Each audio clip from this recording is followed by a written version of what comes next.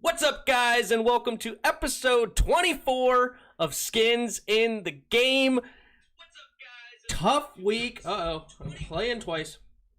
Tough week for the Redskins. 30-10 loss to the Rams, and it just was not pretty. What do you think, Dad? Oh, what good can you say about it? I mean, when we talked at the beginning of the year that maybe this defense could carry them, and I know there's a little bit of issue with no, preseason, blah blah blah, but yeah, the defense is just not doing what I was hoping that they would do. Well, preseason's over now. You already had 4 weeks. This would have been week 1. Well, I'm just saying, yeah, it's not, and it still was not pretty. Nothing is dynamic. I watch Hebert, was that his name? Herbert. Herbert. Yeah. Sorry, it's Herbert, right. And then Allen last night. These are young quarterbacks that are they're making plays, they're moving around. Is that the offensive coordinator, or is it just we don't have people that are dynamic? It's just there's no excitement in this offense right now other than Gibson running and a little bit of Terry McLaurin. What other bright spots are there? I don't know. Yeah, right now it's not much because the offensive line's not playing good. Quarterback play was bad. There was nothing good for that offense coming in, and I don't even think the play calling was necessarily fantastic either. But I just really wanted to go over what my top 5 things we needed to do to beat the Rams, because we did none of it. I was going to say, where's my buzzer? As you go through each one, I'm going to hit my buzzer. Absolutely none of it. Stay disciplined on defense. Sean McVay will love to run a lot of deceptive plays and such. Play action, 50-yard bomb for touchdowns. Everett just destroyed us on different screen passes and different things. We did not stay disciplined at all on defense to stop these deceptive plays. The offensive play calling for them was phenomenal, especially in the first half. That's why they scored 3 straight touchdowns. The defense wasn't playing well, but the offense was also playing fantastic for them. So good for them. Double team Aaron Donald. Don't let him disrupt the. Hold on a second. It doesn't hurt the fact that what was the time of possession for the first half? I couldn't imagine. I don't know for sure, but they probably, out of the 30 minutes, they may have had it for 20. Yeah, so that doesn't help your defense either, but go on. Well, you can't blame the offense or nothing on that, because they literally came down right out the gate, scored a touchdown, came right out the gate on the second drive. After we scored a long touchdown, we had a long drive, and they came out after their first touchdown. Then they came out, ran right down the field, scored a touchdown. We did have a 3-and-out the next one, but they came right down and scored a touchdown. So that's not the offense of you're leaving your defense on the field too much. It's no, the defense just stunk. Yeah, that's a good point. Offense, double team Aaron Donald. Don't let him disrupt the backfield. Yeah, how about 3 sacks for Aaron Donald? Almost doubled his total for the season already. Move Terry McLaurin around to try to get off Jalen Ramsey. I mean, I think we did that a little bit, I guess. He had one play in particular that I can remember on a linebacker where Kyle Allen saw the mismatch and got it to Terry McLaurin quick on a 3rd down and 7, and it was a big play. So that's good. Get the run game going. No. Besides the 1 touchdown drive, the run game was abysmal. And get to Jared Goff. I don't even know if we got a single sack on him, to be honest. I mean, and I want to take exception to your line though that I guess you didn't say it, but I see in your notes that that we have to abandon the run. I don't agree with that. I think they're not using the run a lot. I mean, I understand that getting down in the first half that has some effect, but it's against the Ravens, you're down 21-10 at halftime. Okay, and I granted they had the ball first, and I believe they scored, so it was 28-10. But I think they're abandoning the run too quickly. Even down 17-0 in the first half, you don't abandon the run at that point. You know what I'm saying? It's especially if your passing game is not that done, you got to keep them honest. And to only have Antonio Gibson rushing 6 times a game, 9 times a game, I don't care if you lose the game. You can't do that when you have a guy that's running that effectively and you're not running him double digits. I just don't agree with that. Well, there was no running effectively on Sunday. I mean, besides that one drive that we scored, the run game was basically non-existent. We had a couple of drives that we started 2 run plays, and we had a -1 and a -2. And now we're in 3rd and 13 or something. Like, the run game was non-existent when it comes to. So you blame that on the offensive line or the play calling? I don't think that necessarily Gibson had a great day as far as hitting holes concisely, but yeah, the offensive line had their worst day to date. I mean, the offensive line was absolutely brutal, and yeah, maybe there needs to be some play calling, but I saw a 7-man protection. They rushed 5, a 7-man protection, and within 3 seconds, he has 3 people on him. Not just one guy in his face, he has 3 guys in his face. Kyle Allen, that is. Like, there's nothing to do there.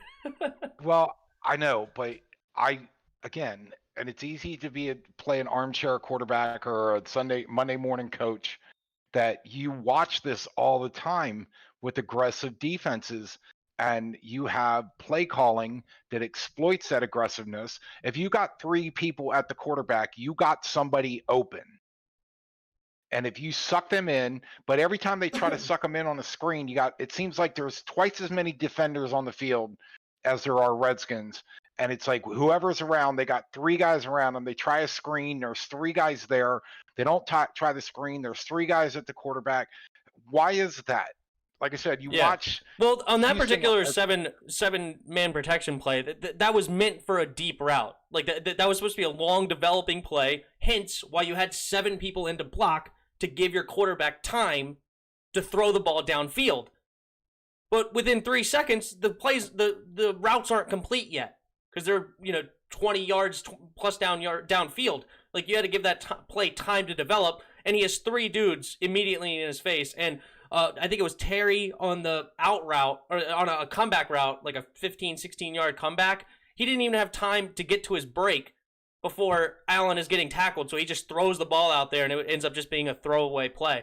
But well, yeah, but you got to have an outlet. I'm sorry, I don't care how long if they're rushing that many guys, Kyle Allen or whoever's playing at the quarterback has to be able to read that there's coverage, and within very short amount of time realize, okay, they're getting pressure on me. There's coverage down the field. Where's my outlet? Where's my little 5-yard, either a guy running out of backfield or something where it's like, if it doesn't come together down the field, you have to have a short guy to dump it off to. And again, is that play calling? I don't know, because I watch other teams do it all the time. They're waiting. They're trying to find something down the field. They don't have the thing down the field, and they have a short little, whether it's a screen or a 1 or 2 yard pass, to say, like, you can't have that many. Anyway, I don't know. It just, like I said, there's all sorts of plays, and that's just one particular play. Like, that was a long developing play, and that's why you had more people to protect, and you don't have an outlet in that situation. It's supposed to be a downfield, and you're putting enough guys out there that are supposed to be able to block the guys in front of them. They only rushed 5. We had 7 there to block. How is 3 guys sacking the quarterback? I mean, let's not get bogged down on the one play, but there's difference. Like, I don't think the play calling. Job. Yeah, I don't think the play calling was necessarily horrible. There was some open guys out there. Like, I don't think Kyle Allen was perfect today. On the first drive, you had a play action play where he ends up throwing it away. He ends up running, and it was considered a 0-yard sack. But if he put his eyes downfield, Logan Thomas got behind the defense. I mean, Logan Thomas is not your best receiver. Who knows if he would have come down with it anyway. But he got behind the defense on a play action, and he had time to throw it. It was on the run, but that's what a boot is. And he had time to get it downfield, but he didn't look to him, kept his eyes down, which was kind of a theme of the day. When he did get to scrambling, he looked pretty good scrambling, but I don't think he did a good job of keeping his eyes downfield when he was scrambling, and I think he missed a couple of guys. On the one play he got hurt, he missed, where was it? There was immediate pressure, but he puts his eyes down, and Sprinkle was open for the first down. It was on a 3rd and 1. Sprinkle was wide open for like a 10-yard play, maybe an 8-yard play, something like that, but he kept his eyes down, tried to make a couple other guys miss, trying to get to the first down. It's like, no, keep your eyes downfield. You did a beautiful pump fake. You got the guy in the air. You made the guy miss. Now look downfield. Boom. There you have Jeremy Sprinkle. Not good. Like, there was a couple of other plays in here. Kyle Allen. I don't know if our offense, this might be a play calling thing. This might be an offensive coordinator thing. Or Kyle Allen needs some help, as a quarterback. Because even at my D3 school, where we stunk, we had what was called hot routes. If I was in the slot, I played fullback. Sometimes we put the fullbacks out in the slot. If my guy immediately blitzed, I'm turning my head and I'm expecting the ball immediately. Because my guy's gone. I'm wide open and he's going to hit me quick. I don't care if I had a 10-yard dig route supposed to be on the route. If my guy that was right in front of me runs to the quarterback, I'm turning my head immediately looking for the ball. J.D. McKissick, on that 3rd and 7 where he gets tackled and it ends up being a 4th and 1, Kyle Allen looks directly at the safety or the corner, whoever was guarding the McKissick, probably a safety guarding a running back, looks directly at him. He shows blitz. Like he kind of lunges at the line, right? He looks right at him. He takes the snap, and McKissick's open. He comes for the sack. McKissick's open. Hit him now. Hit him. And it turns into a 4-yard hitch play, and then he gets the ball out so late that he doesn't give McKissick enough time to get to the first down. If he throws that ball immediately, that might be a 10, 12, 15-yard play because the linebacker doesn't have time to get there to stop him on 3rd and 7. There was another play, Logan Thomas, same thing on the left side this time. His safety that's guarding, or linebacker that's guarding him, shows blitz, blitzes immediately, takes forever to get him to the ball, and it ends up being a short play. Like, if you hit him immediately, these can be even bigger plays, which is the kind of stuff that you're seeing that other teams do. Pat Mahomes will do this all day to you. You blitz all over top of a guy, he's hitting that guy within a second. And you're going to be upset because your linebacker's not going to be able to get that out there in time. So there's stuff like that I think he needs to work on. I wrote, Kyle Allen definitely needs improvement. Now, he's more accurate than Haskins. When he does throw the ball to a player, he's hitting him. Jeremy Sprinkle had a bad drop for him on his 4th drive where, yeah, it was a little bit low, but it's at the waist. That's an easy catch. Okay? I was talking to somebody on Facebook and said, oh, he was down at his knees. No, that was right here at his waist. Easy pitch and catch. You got to get that for the first down. That was the play right before that 3rd and 7 that I was talking about for J.D. McKissick. That would have been an easy first down. Drive continues. Who knows what happens after that? So, at first, I thought Kyle Allen played okay. So I thought that he showed me more than what Haskins showed, which might still be the case because Haskins was playing that bad. But he still has stuff to improve on. Allen did not play a good game, unfortunately. So, not a good day for Allen. And then I didn't even watch. How much time was left when he got knocked out in the first half? It was in the second quarter. It was probably like midway through the second quarter. Well, and the only reason why I'm asking is when Kyle Allen went out, he was 9 for 13 for 74 yards. Not trailblazing by any means, but not horrible either. Right, but he should have been better is what I'm saying. Like, because those 2 passes that I was complaining about not hitting him early enough, those are completions.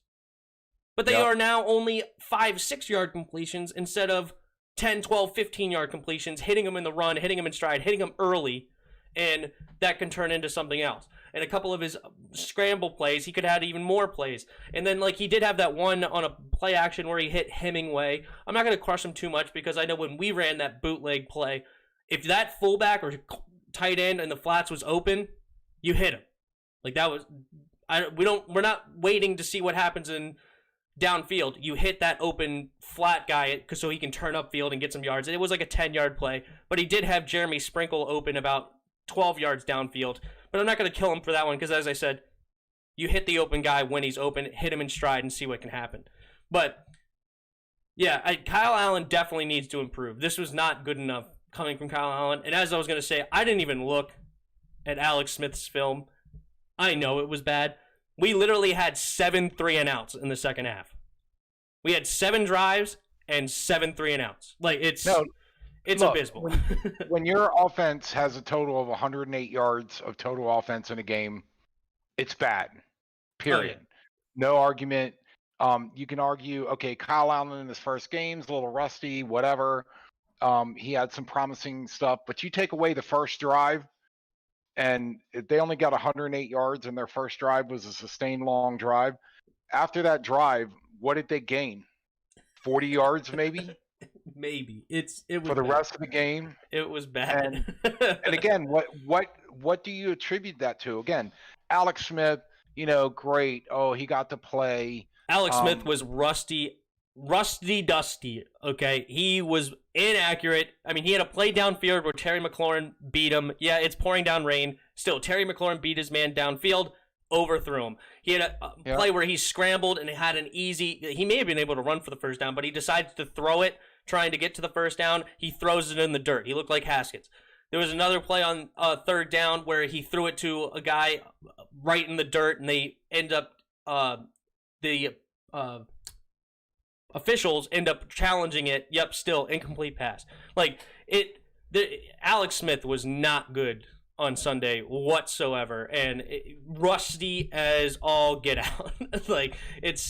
He was not ready to come in on Sunday, unfortunately, because he was out for 693 days and hadn't been hit. Well, now you can't say he hasn't been hit. He was sacked 6 times on Sunday. He's been hit now, including Aaron Donald over his back, carrying his weight. Yeah. Okay. First of all, out of the blue, last week, they decide, we're going to relegate Dwayne Haskins to third string. So what kind of work, especially without a standard training camp and preseason games where he might have gotten a little bit of work in trash games, that you're talking about somebody that not only hadn't played in a while, but probably had no idea that he was going to go from inactive, or I guess the rule, is it still the rule on the third string that you can come in only if the other 2 quarterbacks get knocked out and they're out for the game? No, Haskins didn't even suit up. Well, he first wasn't at the game. Okay. I'm talking about Alex Smith. Oh, Alex wasn't suited up the first 4 weeks. He wasn't even in uniform. Okay, but I'm asking, what is the rule as a third string quarterback? I think they used to have a rule that said if you were the third string quarterback, you could not come in the game unless the first 2 got knocked out, and if you came in the game, those guys couldn't come back in.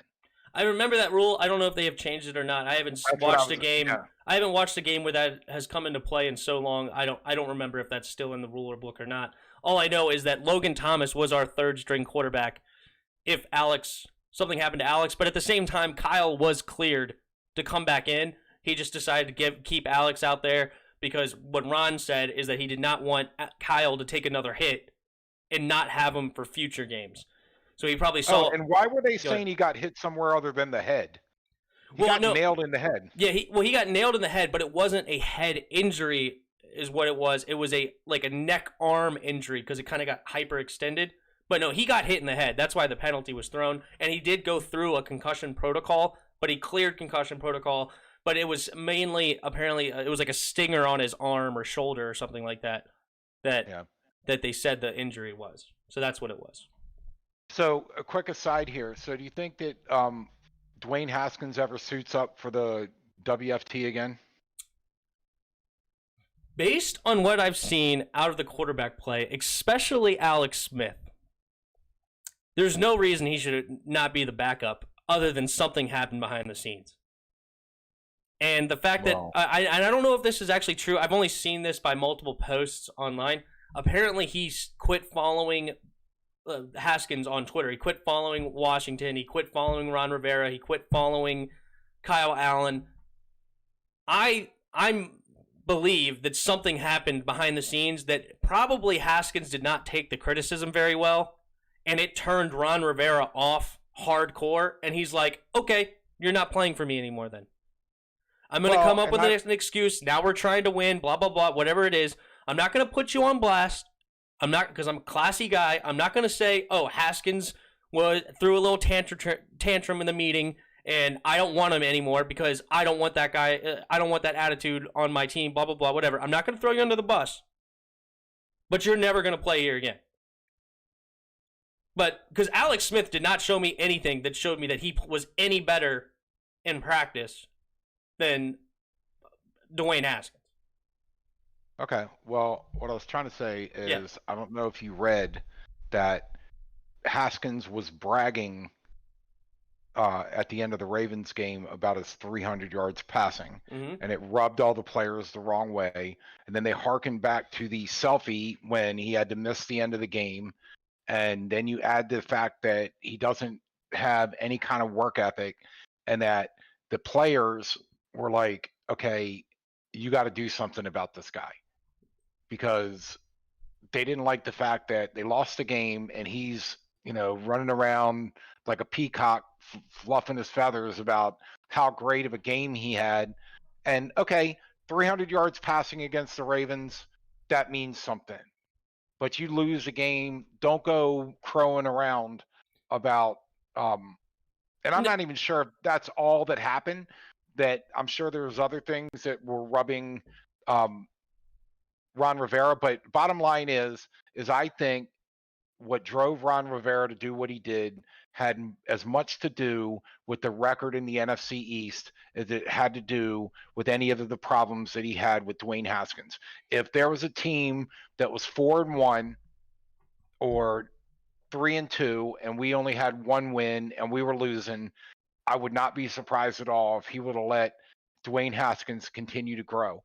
But when it was like, okay, we're 1-3 and we're still in the hunt. Then we get to right, we're 1-4 now. But we're 1-3. It's like we are a game out of first place. half game. No, and I was with that sentiment last week. That's what Ron said. That made sense. Like Haskins, I don't think played necessarily poor enough to sit just based on play on the field. I don't think he played good, but I don't think you sit him just because of play on field. But I was with that until what I saw out of the quarterbacks this week, especially out of Alex Smith specifically. Like, okay, you like Kyle Allen a little bit more, and I think Kyle Allen showed maybe a little something that he could work off from this week. But Alex Smith was not ready whatsoever. Like, so he got demoted all the way to third string, and now there's talks about potentially trading him. Have you heard these things? Yeah, and who's going to pick him up? I have no idea, but I'm saying apparently there might be some teams interested. I hope so. Maybe a team that like a Big Ben Roethlisberger or Matt Ryan, somebody like that are like, okay, maybe we can make a move to get the future quarterback behind one of these. I don't think anybody's going to look at him and be like, oh, we need to start him now. So, but we'll see. Maybe somebody could potentially make a trade. But since there's a trade talks, and with the combination of Dwayne Haskins unfollowing everybody, blah, blah, blah, and he was demoted to third string, the quarterbacks didn't look good. Yes, I heard about the 314 bragging behind the scenes. I doubt that was the specific instance that got him sat, but it's very possible that the coach went up to him. It's like, look, a lot of the players over here are not a big fan when we're losing a game by 14 and never really in the game, and you're over there bragging about how good you were doing. That needs to stop, and he may not have responded well. That may have turned into oh, well, screw you, I did better than all these, or whatever, blah, blah, blah, like, or I don't know if it was that blunt, or if he just, like, maybe scuffed it off, or did something where he did not handle the criticism well, whether it be that, or maybe it was literally while they were watching film, and something happened there, where... Okay, but hold on I a think second. that's it. Okay, go ahead. Let's look at his progression in 2020. So you have the first game, he throws for 178 yards. He has a 54% completion rate, and an 82.5 quarterback rating. The second game, he does 223 yards at a 57% completion rate with an 88 quarterback rating. Game 3, he crap the bed. Everybody knows that. It was 224 yards, 3 interceptions, a quarterback rating of 58. And then against the Ravens, he has a 71% completion percentage. He throws for 314 yards at an average of 7 yards a pass, and he has a quarterback rating of 90.4. So why is it, if you're talking about letting this guy progress and you're playing against defenses, Arizona has a good defense. I know Philly normally does, but they had injuries, so you could argue they weren't very good. Cleveland had a decent defense, and then you have Baltimore, which is like a top 5 defense, and you have a quarterback that's progressing. That, let's be honest, okay, they lost 31-17, but no turnovers and a completion rate or completion percentage at over 70% and over 300 yards. Now, granted, maybe he was crowing about that and the quarterback or the coach didn't like it, but how do you bench a guy that you're claiming we want to watch him progress?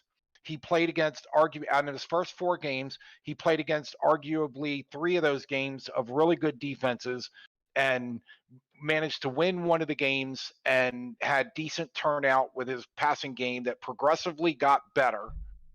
And then in week 5, it's, oh, nope, we're benching him. Kyle Allen's coming in. We see first place, blah, blah, blah.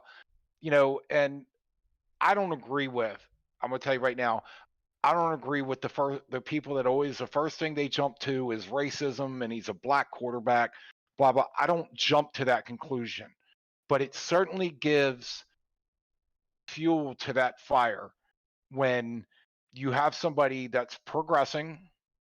Yes, you got issues with him. Maybe you can work through them or you can't work through them. But if you're going to bench him, why are you going to bench him after his best game out of the 4 against a arguably, again, top 5 defense? He threw for over 300 yards. I don't know. What is the answer? There's something else. I agree with you. It's behind the scenes. There's something that happened behind the scenes. But like I said, this kind of stuff gives fodder to the people that are posting on Facebook. Oh, look at this. You had Dwayne Haskins did this, and now you have 2 other quarterbacks that did crap, but he's third string and they're starting in front of him. What's the common denominator? They're both white and he's not. And it's like, so they feed that fire and it drives me crazy. I don't believe, like I said, I'm not buying that's the reason, but what is the reason other than him pissing the coach off? Or the coach sees first place and knows Kyle Allen better and feels like he can do more with him. Well, anyway, it was his best game, supposedly his best game. We were never in that game. Okay, we were getting destroyed. Okay, it's like saying that Tim Tebow's good when he racked up a bunch of yards in the second half, right? Yes, he got a lot of yards.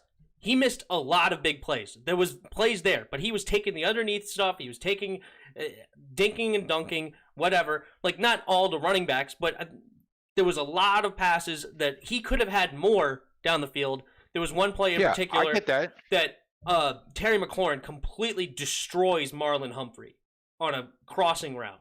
He has plenty of time, great protection. Doesn't even look his way, throws a shorter route, gets like a 5-yard gain. Doesn't even look.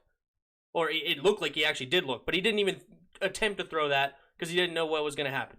Okay, yeah, you threw a lot of yards, but you took no chances to try to get us back in that game. Yeah, they'll say, oh, but Joe Burrow, he's so good, right? But yet he threw 2 interceptions and had a horrible game against the Ravens. Yeah, he was trying to freaking win. He's throwing the ball downfield and sees that we're down by a bunch, and he's trying to actually win the game. He's not trying to pad his stats just to, but Tim... But in all fairness, you say we were never in that game. That's fine. Maybe our defense was incapable of stopping them. But it was 21-10 at halftime. That's in the game. No, my point is that we were never in the game because we weren't actually doing anything on offense. No, I get what you're saying, but it's like if the defense stops them after that, they did score 17 points against a very good, but I understand your point. Did you really ever at one point felt like we were about to win that game? No, I wouldn't say I felt like we were about to win that game, but when we actually made it to halftime at 21-10, I thought they're not getting embarrassed out there. And maybe that's a product of Dwayne Haskins being afraid to do anything because he didn't have any TDs. It should have been 21-7. We got lucky to get an interception with Lamar Jackson trying to make a play downfield, and Kendall Fuller got us in field goal range right before half. Okay, but we should have won the game against Cleveland, but Cleveland got lucky in getting 2 interceptions and a fumble off of Haskins. I don't know why you say that's lucky. I don't understand. Why would you say? Well, why do you say the Redskins are lucky to get an interception off of Lamar Jackson, but they're not lucky? But the Browns weren't lucky. My point is the offense didn't score 10 points. Okay, Kendall right. Fuller's got us into a field goal range, and we just ended up kicking a field goal right before half. We had one Yeah. touchdown drive in the first half against the Ravens. Kind of like But- the same thing as the Rams. I agree. But anyway, we can move on from this because we do agree that something happened behind the scenes, okay? And it has nothing to do with him being a black quarterback. We've drafted 3 first-round black quarterbacks, 0 white first-round quarterbacks. We've drafted, Ron Rivera took a black quarterback to MVP and to a Super Bowl. It has nothing to do with racism. This is crazy, okay? It's Okay, really one last nothing. question. Okay, one last question before we move on. Do you think that Ron Rivera wanted to change to Kyle Allen earlier, but he didn't want to send him out against the Ravens defense as his first game? So he let Dwayne Haskins play another game just to buy. You know, understand what I'm asking? Like maybe he, after his Cleveland Browns game, that Ron Rivera. I think something happened behind the scenes. I don't think it was anything to do with I want to get Kyle Allen in the game. I want to try to win games. I think that's what the story he decided to go out there with because he wasn't going to be, trashy and throw Haskins under the bus of Haskins is a freaking idiot or Haskins is a freaking ding dong that doesn't know how to act in a meeting room, can't take criticism, whatever the case may be. RG3. Yeah, I think he wasn't going to come out there and say that. He had to come up with a different story. He came up with his story. And it didn't make sense because the entire first 4 weeks, he was like, I'm here to build a team. I don't care. I didn't use my timeouts because I don't want to get people hurt. I don't care about these games, basically, is what he said. He didn't say that specifically. But No, I know read between the lines is I don't care to win right now. I went 5-11 when I was with Carolina my first year, and within 3 seasons, I'm 15-1 and or 4 seasons, whatever. I'm 15-1 and going to a Super Bowl. I'm trying to build a team right now. Then all of a sudden, week 4, I'm now going to try to win, and I'm bringing Kyle Allen, and I'm demoting Haskins all the way to third string. Yeah, something happened behind the scenes, especially after seeing Alex Smith. Alex Smith was not ready to get on the field. He's completely rusty-dusty Alex Smith right now, okay? It's not good. You sound upset. But, who, me? Yeah, you're like, hey, let's move on, and then you go on a rant for 5 minutes talking about how... You said one more thing. And then I had to respond to it. Well, I talk for 30 seconds and you talk for 5 minutes. So apparently, who's more upset about it? You literally acknowledged the fact that you just spoke for a long time. You were like, I ranted long enough. I gave you so long to rant. Don't tell me you talked for 30 seconds. Don't give me that. I thought that was earlier in the discussion. But... Yeah, I give you 30 seconds. Okay, 45. Yeah, 45 minutes. All right. Now, overall, we're only 33 minutes into the show, so it hadn't been 45 minutes. But go ahead, next subject. Okay, please. Let's get away from the. Take me literally. Okay, no, but just to wrap up the Rams game, and we'll move on to the Giants game. The Rams game was a complete crapshoot. There was nothing good about that game. The defense looked horrific. It was crap show, not shoot, but. It's a crapshoot. Means you were taking a chance. No, crapshoot means you threw the ball 90 yards down the field in the hope of getting a touchdown. That's a crapshoot. Sunday was a crap show, which it was like totally embarrassing, no positives, no chance to win. Anyway, go ahead. Why are we talking about crapshoot versus crap show? Doesn't matter. It was bad, okay? This freaking game was bad. There was nothing good about it. Defense looked like crap. Their offense called a fantastic game. We played bad. They played great. Offensively, there was nothing really to show for anything. It was bad. Kyle Allen didn't play good. Alex Smith played way worse. It was bad, okay? There was nothing good coming out of the game. Kyle Allen's going to have to do a lot better this week. But before we go into next week, we'll go ahead and go around the NFC East. Dallas played the Giants. Giants played them tough. 37-34. But did you see what happened to Dak Prescott? I did not actually see. I went out. I was at actually Malloy's watching it with some friends and some family. And George, George Hilton, he said that Dak Prescott got hurt. It was on one of the TVs, but I didn't see it. And then, of course, they didn't show it because I heard it was gross. Oh, my God. I happened to watch it live. I actually was not watching that game myself. Tony, my wife's brother, was watching it in the living room, and I went out there to grab a drink, and then I just stood next to the couch while he was watching it and watched a couple plays, and it happened to be one of those plays was that play. Okay, Dad, listen. So he's making people miss. He's got to drive. He's trying to fight for the first down. He's making moves, looking good, right? The guy comes up and lands weird. Like, so he comes behind him, lands weird on his leg, right? Dak Prescott is sitting on his butt. He pulls his leg forward, right? He grabs his leg and points. And when he grabs his leg, his ankle's flopping. Just flopping out in the wind. I was like, oh, no! Yeah. Compound fracture. Dislocated ankle, compound fracture, flopping, man. And he's like, it was brutal. You had Michael Gallup looking back and turning away, looking back, turning away, and he just sat he's right next to the Giants sidelines, and he's grabbing his leg, holding it up, and watching it flop around. Brutal injury. I have to say that, this show was probably before your time, but it was called American Warrior on Saturday morning, where they had like average Joes to go against world-class athletes and feats of strength or stamina or whatever. And they had this pyramid thing that was spinning around, and you had to try to get to the top of it. And the world-class athlete was at the top. And the guy, the average Joe, goes up there, and I think it was American Warrior. Maybe it was Joes versus pros. But in any event, he gets to the top, and the guy kind of manhandles him and throws him down. His ankle hits the wrong way as the pyramid's spinning around, and they show him going around on the bottom of it. The guy's sitting there, and his foot is pointing backwards. And he's just sitting there looking as soon as I heard the ankle injury, that's the picture I got of where the guy's, it was literally 180 degrees. His foot is pointing the wrong way, and he's looking at his leg like, what do I do? And that's the vision I had with what happened to Dak Prescott, which doesn't sound like it's that far off. It was brutal. It was gross. Okay. Yeah, so Dallas did squeeze the win out. And then the Eagles played the Steelers tough. They ended up losing 38-29, but that was we wanted them to lose that game if we wanted to try to win this division, and they tried to win, let me tell you. So hey, Pittsburgh saved one of my 2 3-way parlays in my pool.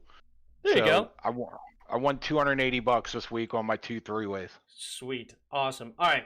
Before we get into the Giants game, I'm going to go ahead and read some comments. Mitchell Wasmus, the report about Haskins being sick is a fallout, in my opinion. He seems like he wants out, might ask for a trade. I don't see him playing again for us, but that's just my idea. According to Julie Donaldson, the media person, she tweeted out that the doctor was the one that told him to go home. Was he faking the symptoms? I have no clue. Can I do this? Or is that illegal on podcasts? I don't even know what you're trying to do. We're not going to talk about it. Do you know what? That symbol means BS, but oh, okay. Anyway. Yeah. It's who knows? It's all hearsay at this point. It's all hearsay. So I agree with, and I'm sorry I don't remember his name, but I agree his assessment is exactly correct. But Mitchell Wasmus. Yeah. Chris Sports Talk says Tim. What's up, my man Chris? How's it going? LT Hennessy, welcome to the channel. Chopped liver? I have not seen you before, so welcome to the channel. It's the Washington Football Team Chat. Yes, it is. Welcome to the Team Chat, aka the Redskins Chat. Chris Sports Talk. Hopefully they sit Troy Apke. The second drive, DeShazer Everett was out there, and he unfortunately had that bad penalty on Cooper Kupp. He did make a good break on the ball. Unfortunately, he tried to fight through the receiver instead of making a play. Yep. Chris Sports Talk says, John. Thank you. I am somebody. There you go. Chris Sports Talk. I disagree. Allen played a great game when he was in. He came and he marched us right down the field. I'm telling you, I watched the film. Okay? I know you came probably a little later before I described it, I guess. But there was some to be desired out of Kyle Allen. He needs to improve. No hot routes. He's getting the ball out late on some plays. Like, he was the reason that we did not get the first down on that 3rd and 7. Like, I don't think he was horrible. Okay? I think there's something to build off of, but he needs to improve quite a bit because he left stuff on the field. Spoiled AFib Gaming. Jets are the worst franchise. They ruin QBs. Glad yours not like that. I think he's joking because Yeah, we apparently ruined QBs as well. No. But Jets is the worst franchise right now, or like at least right this minute, the Jets are in absolute disarray. I mean, it's bad news bears over there. Well, for and the it Jets. scares me because I don't believe the Jets are going to go 0-16. And like this week, Miami is looking very strong, and I believe they're underrated. But it scares me to pick my survivor pick on Miami because something tells me the Jets are going to wake up at some point and play a game, and I don't want it to be against Miami. So, just my aside. I don't think they're going to again. show up and play until they fire Gase. I think the players are so sick, so fed up. He's an absolute disaster. I don't like. As long as Gase is there, I think you can feel comfortable that they're going to go over until they finally fire Gase, and maybe the players show up. Chris All right, well, whatever Schwartz, you do, oh, sorry, before Yeah. whatever you do not recommend that I pick Miami. Okay, just I'm not don't saying do it. anything yet because you know Okay, me. thank I you. will Go curse ahead. it. Sam Darnold isn't ruined. I still think he can be a great franchise QB. Just need the right team and weapons. You know, I don't know. I don't watch a lot of Jets games personally. So I haven't seen Jets live in a while. I don't think I did watch that Jets versus Denver, but I mean, you're right. You can't judge anybody right now in the Jets offense. There's no judging it. It's just that team is such in disarray. It's really bad. Mitchell Waspis. If Their they heart's blitz, not in it. hit the running back in the flat. It's the easiest thing to do. There's no linebacker. Nobody is stopping him. It's a free 10-15, and that's what wins games. So if they blitz, you hit the running back quick. Yeah, I mean, that definitely works a lot. Of course, a lot of times they have a linebacker there to help guard the running back, but it's definitely a play that you see a lot of the great teams use. And but I mean, it was They bad. haven't done really well on the whole screen thing, though. They're out. I throwing think it out they're in the running. flat. I think they're running too many screens. Yeah. There was like a screen on every single drive almost. Like I think they're running way too many screens. I think it's telegraphed. Like I like screens. I think screens are important, but especially way too many running back screens, and that's something that easily the defense is queuing on, and it's. I think that the play calling needs to adjust a little bit on not call so many screens because Yeah, I'm hoping it's that it's a not good. learning curve that, again, no preseason, so we're going through that. But I'm not willing to give up on Scott Turner yet. But I think it's a learning curve, if you will, between him learning how to how to run an offense, and also learning the talent he's got. But we'll see. We'll see. I don't like the idea of my offensive coordinator learning on the job. That doesn't sound fun. I hope you're No, wrong. it doesn't. I Oh, feel and by the bad way, for Sam before Darnold, spoiled AFib Gaming. What's up? no, go ahead. If you were No, that's all reading I said. the Is chat. I feel bad for Sam Darnold. He has another comment, but I can let you go real quick. No, I was just going to say before we move on to the keys to the Giants win, I just wanted to throw something out there. I heard all day long about how Henry absolutely embarrassed Josh Norman. Now, you know, I'm not a Josh Norman fan. I think he was a product of a great front seven, and he wasn't nearly as good as the Redskins thought he was. But if you look at the play, he's running sideways, he's off balance, and Henry pushes him, and he falls down to the ground. And everybody talked about how, oh, he just wiped this guy out. Look at the play again. It was not a wipeout. Like I said, they were both running sideways, and Henry used his right arm to kind of shift himself, and Josh Norman went to the ground. I know you're laughing. You don't agree with me. He but threw him like a rag doll. watch it again. He's running. He threw him in the direction there's difference. He went flying 4 feet in the air.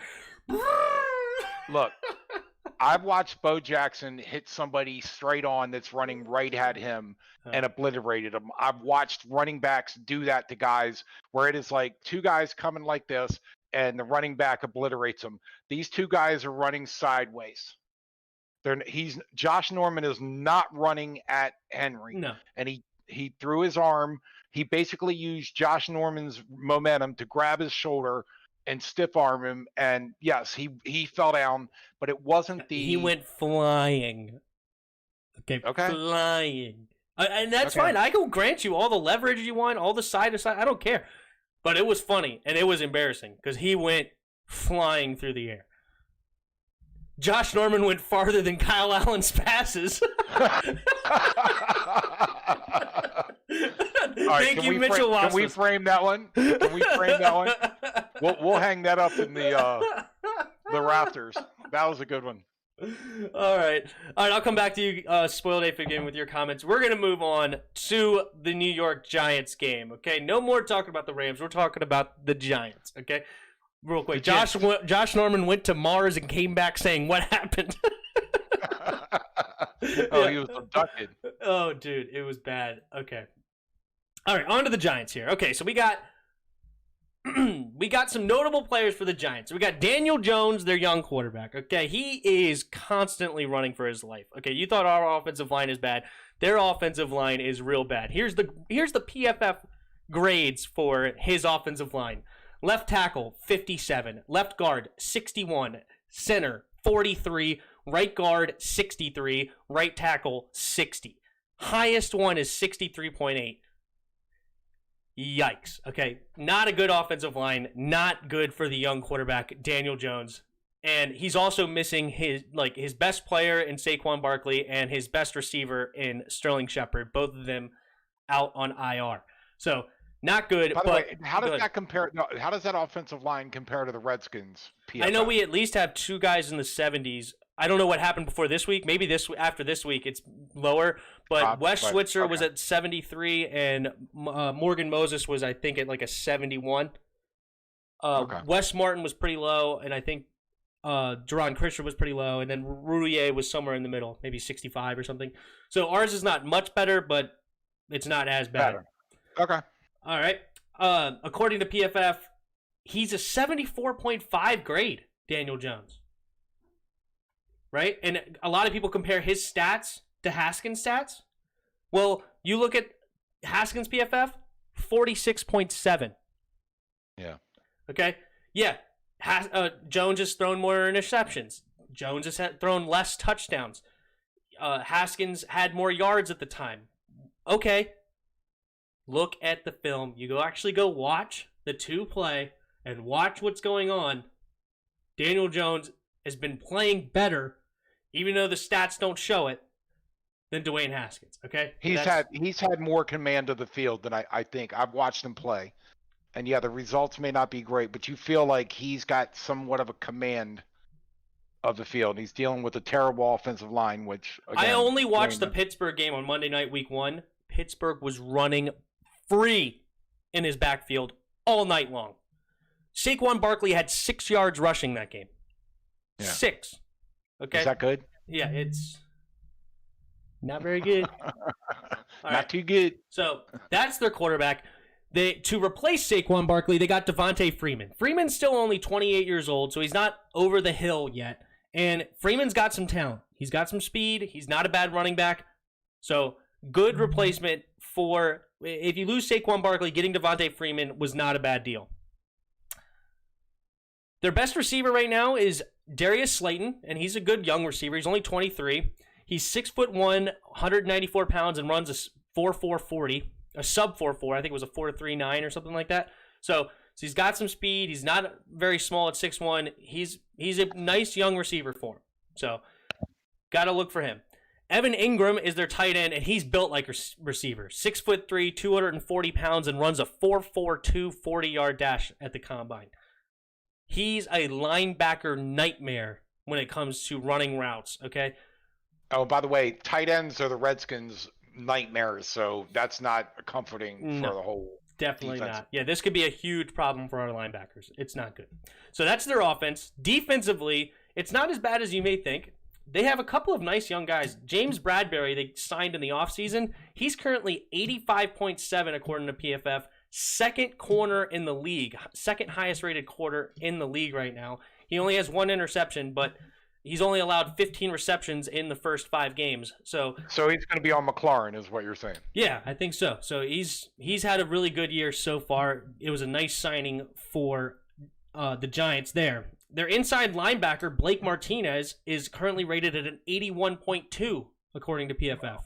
So middle linebacker is pretty good, or their inside linebacker, they run a 3-4, so they have 2 inside linebackers. But at 81.2, that's not too bad at all. They have a nice, young, talented D-line, Dexter Lawrence, Dalvin Tomlinson, and Leonard Williams. all under the age of 26. They're more run stuffers than get to the passer, though. They only have a combined 4 sacks in the first 5 games. So they're not really getting to the quarterback much, but they really do a good job against the run.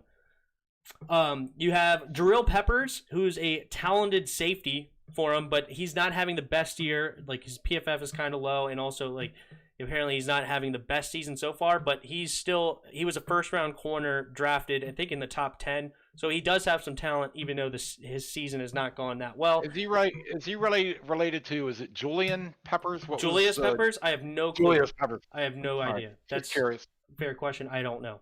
And then they actually signed Logan Ryan. Remember, you wanted us to sign him as a corner? Well, they're right now playing him at safety. So 29-year-old old cornerback is now being played at safety for the Giants. So that's their defense, and that is their notable players. So we will move on to 5 things we need to do to beat the New York Giants. And Lord help us if we lose this game. Okay, this week I'll take 3 of them. Okay, Lord help us. Do not lose this game. Okay. All right. Number 1, bracket Evan Ingram. Okay? Do not let him do what Everett for the Rams did to us last week. Everett completely destroyed us last week. Evan Ingram is a better receiver than Everett, and if you let him run wild, he could have a 150-yard game on you with 2 touchdowns. Okay, this guy is good, a legit tight end. So bracket him, do what you need to do. Do not put him one-on-one with the linebacker. Help your linebackers cover Evan Ingram. Okay, that's number 1. Put Apke on him. Apke should be nowhere near Evan Ingram. Okay, if Evan Ingram is the one or if Torrey Apke is the one tackling Evan Ingram, something went horribly wrong. Okay, this is bad. Bad news. Do not put Troy Apke on Evan Ingram. Bad, it would be bad. Okay, yeah, very, very bad. All right. Number 2, we need to finally run the ball, okay? This run game has yet to do anything special. We need to run the ball against this team. I said they have 3 good run-stuffing linemen, okay, defensive linemen. They're not bad against the run, and they have a really highly rated middle linebacker, okay? We need to run this ball because Kyle Allen is not bad at the play action, all right? We need to help out Kyle Allen and get some play action. And in order to get the play action effective, you got to run the ball. I do not want to see us not running the ball against this Giants team. The run game has been non-existent all year. Let's run the ball, finally. Okay? Number 3, don't let Jones get outside the pocket, okay? He's got some wheels on him. He's not Lamar or nothing like that, but he can move. But he will keep his eyes downfield also and kill you outside the pocket. All right? We got to contain him inside the pocket and get some sacks on him. Do not let him start making plays with his legs because he will beat you with that. All right? Keep him contained. All right. Number 4, this is an obvious one every single game. Don't turn the ball over. Okay? We should beat this team. If we have 2, 3, 4 turnovers this game, all of a sudden we may not win this game. And that would be horrible. All right? Got to get some, gotta protect the ball. Don't get turnovers. Don't give them chances. Make them drive the full length of the field. If we need to play the field position game, just don't turn the ball over. All right. Number 5, this was John's input. The O-line needs to play better. Okay, we allowed 8 sacks. The run game wasn't good. O-line played abysmal last week. Alex Smith was running for his life. He got sacked 6 times. Okay? Yeah, that was against Aaron Donald and Michael Brockers. And then they had a white linebacker. I can't think of his name off the top of my head. He had 3 sacks. We got to play better on the offensive line. As I said, we had a 7-man protection, and we let them get 3 of them on sacks. Okay? I did want to add one more. Yeah. And now my mind just... Give me a second because my mind just jumped the track. Hold on. Get off on 3rd down, particularly 3rd and long. We are falling into bad habits. We did this against the Rams. We've done this where you get 3rd and 8, 3rd and 9, 3rd and double digits, and you're either giving them a stupid penalty or you're letting them get 12 yards when they need 11, or you know what I'm saying. It's just like, stop. Great. Stop playing great on the first 2 downs and then let them off the hook on 3rd down. That's perfect for me. All right, we got predictions. All right. What do you got? What's your prediction? Oh, you want me to go first, huh? Yeah, why not? All right. Well, I'm always the eternal optimist, so I'm not going to predict that they're going to lose. Okay. However, this is setting up to be that game that I've seen them be involved with way too many times, which you have a team that has not won. Or wait, are they? Oh, Yep. Nope. They're 0-5. Yep. Okay. But they played, to your point, they played well against Dallas. They've been in other games. They've been close, and fallen off at the end. And I'm afraid that this is going to be one of those games where we're going to be their greatest remedy, and they're All going of to a come sudden, out. Daniel Jones is going to have 5 touchdowns and look like Joe Montana. Right, throwing for 350 yards, a 32 to 8 minute possession thing. Because, but my heart and part. I mean, this is not completely my heart. I think the Redskins, they need. I agree. They need to win this game. I think that the coaches need them to get this game to keep them not interested but invested. So I think it's going to be a relatively decisive game. This is in New York, right? I don't remember. I didn't write it down. Because they always, oddly enough, the Redskins play the Giants better than in New York than they do at home.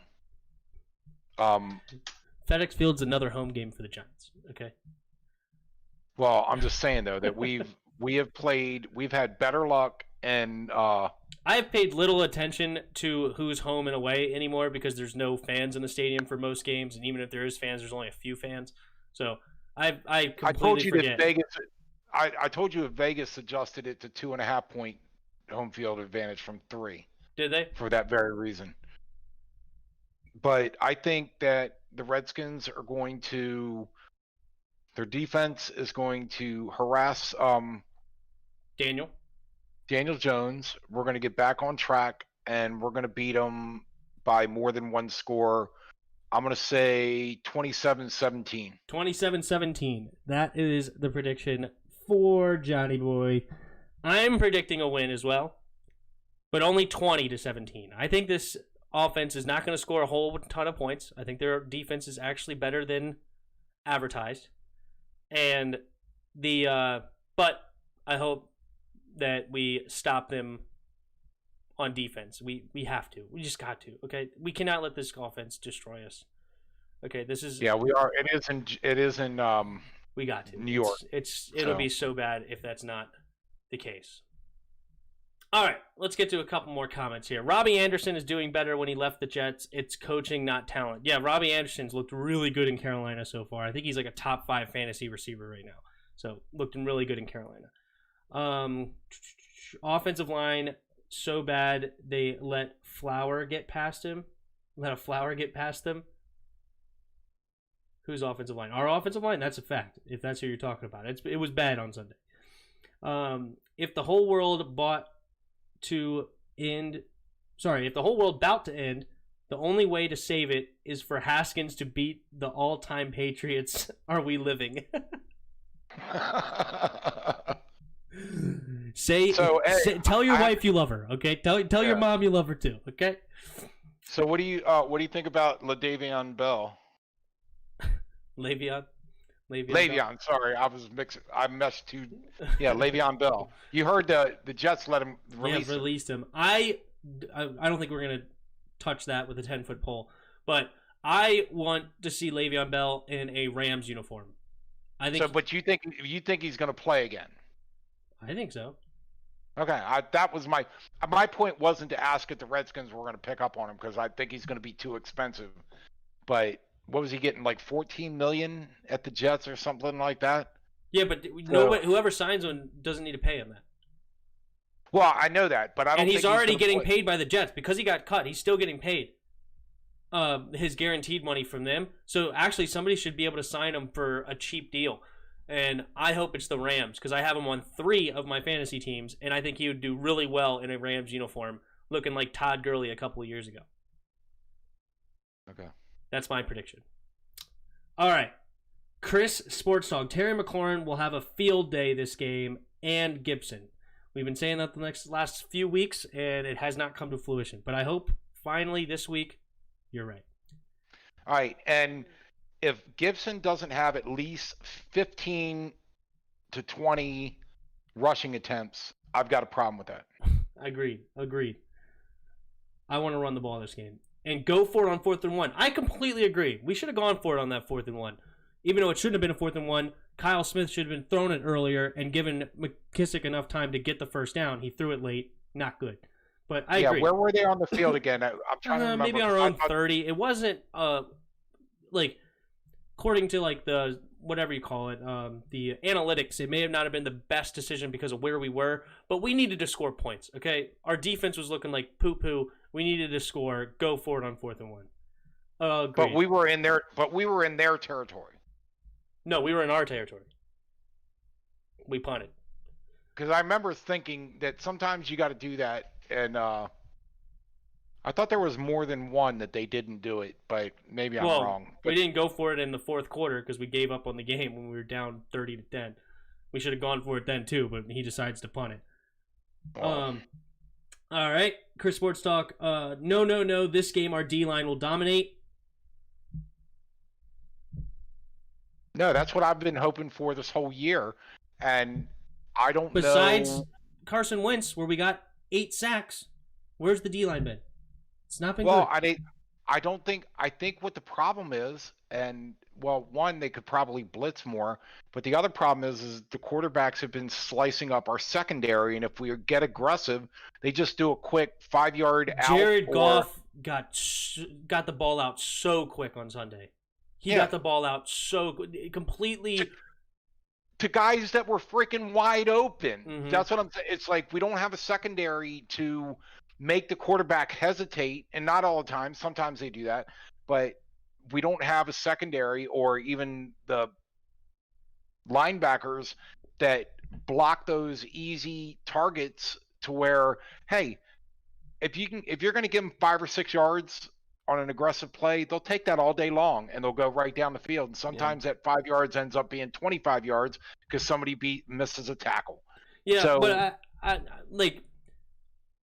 sometimes the offense just calls good plays against right defenses. Okay, you could call a good defense and then or a defense, but there's a play that can beat that style of defense, right? If you call cover 2 every single play and you run cover 2, you will get destroyed because there's plays that could beat cover 2, right? And there was times where we ran cover 4 where the corners were going back and they ran quick outs and got a 5-6 yard play. We on their big touchdown, we ran cover 2. They had a post and a streak route, a go route.